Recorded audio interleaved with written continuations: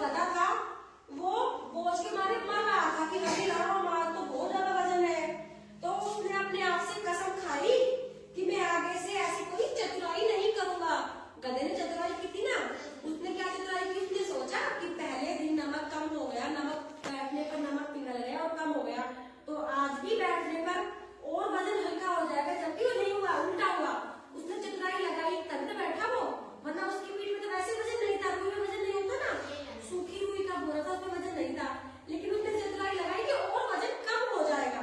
लेकिन हुआ क्या, उल्टा हुआ, उसका वजन तो बढ़ गया, उसके तो पीठ में दर्द होने लग गया और वह बोझ के मारे मरने लग गया, थक गया बिल्कुल। तो उस घोड़े के समझ में आ गई कि आज के बाद मैं कसम खाता हूँ कि मैं कभी भी ऐसी चतुराई नहीं करूंगा। तो ज्यादा चतुराई नहीं करनी चाहिए ना। इस कहानी से हमें क्या शिक्षा मिलती है कि ज्यादा चालाकी करना मूर्खता है।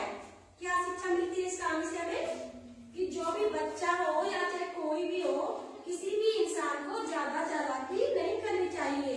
ज्यादा चालाकी मूर्खता है। समझ में आई कहानी? सबके समझ में आई? अच्छी लगी कहानी आपको? अच्छी लगी ना? समझ में आ गई? कोई बच्चा सुना सकता है इस कहानी को? कोई बात नहीं सुना सकते तो बड़ी कहानी थी ना, ये समझ में आ गई ना? अच्छी लगी ना आप सबको ये कहानी? तो ठीक है, आज की कहानी हम